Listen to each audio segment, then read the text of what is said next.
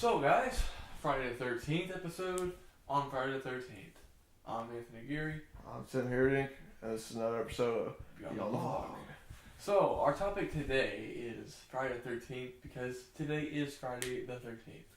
And some interesting stuff about Friday the 13th is it may have started back in the Middle Ages, and it may have originated after the Last Supper of Jesus Christ and his crucifixion. Yeah, it's kind of like a superstition a lot of people have, and it's just been passed down from generation to generation.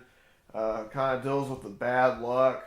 People are afraid of starting new things, starting a new business or whatever, giving birth on Friday the 13th because they're afraid that stuff just ain't going to go right for them in their life.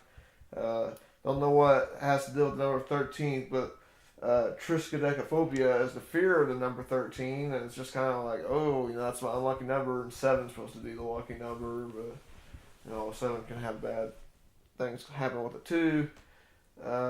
Black cats are also seen as bad luck and kind of are associated with Friday the 13th. Interesting fact, it's kind of common sense, but every month that starts on Sunday has a Friday the 13th, and this year we've had two. We always premiere our episodes on the 13th, and this year last month we had February, Friday the 13th, and then now it's March, and we have another one, so I figured we might as well do a nice vlog for you for Friday the 13th since we're having so many this year, and he's born on the 13th, and so... Yeah. There's been a few times where, I may have been young and stuff, but I remember having birthdays on Friday the 13th. I never really noticed anything suspicious about the date or anything like that, but the idea of it is it's an unlucky day. People are suspicious of it. They don't like it. There's black cats involved and stuff. It can go anywhere. If you're a faithful person, I guess you could find it as like maybe the mark of the beast day or something, Yeah. And it's funny thing is like with humane societies and stuff, people don't like black cats that much. I feel like a lot of people are very superstitious that they don't want to buy them, so they give like incentives. Oh well, it's a discounted price. We'll give you food. We'll give you toys. We'll do. You get a special deal if you get a black cat from pet store or humane society because people don't want them as much and they don't want to put them down. It's all because it's the belief that witches own black cats because black cats hold the soul of the devil or something like that. I don't know. And Edgar Allan Poe, he even wrote a short story called The Black Cat, where he kind of had some misfortunes, and the black cat had something to do with it, and his own actions led with the black cat to his fate towards the end. So that's a cool story to check out. Check out Edgar Allan Poe. He always writes some dark stuff, and I'm sure he probably writes a lot about superstition and bad things happened. He's a Gothic writer back in the day, 1800s and stuff. So, but you can't forget about the infamous Jason Voorhees killings on Friday the 13th as well. Oh yeah, it was originally written by Victor Brooke Miller.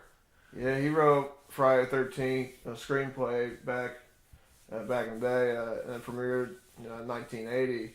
And but his Jason was the little kid at the end, kind of like the ghost apparition child.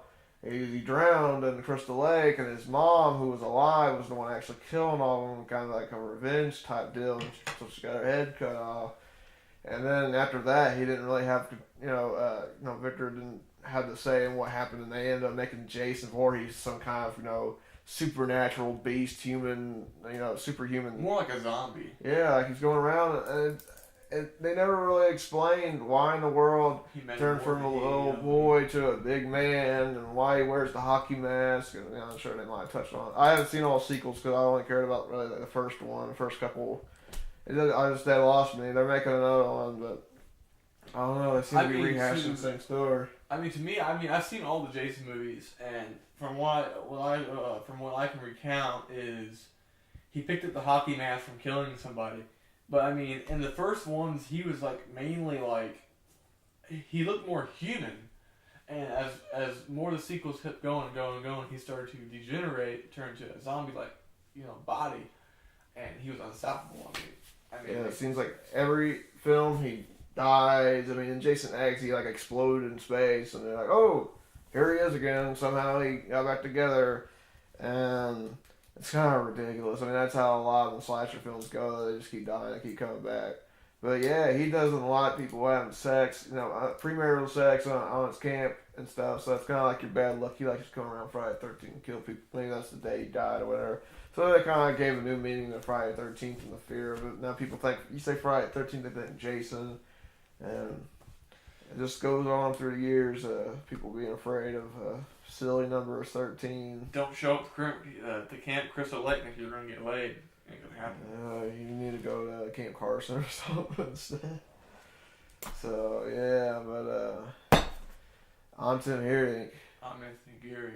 And there's always light beyond the dark.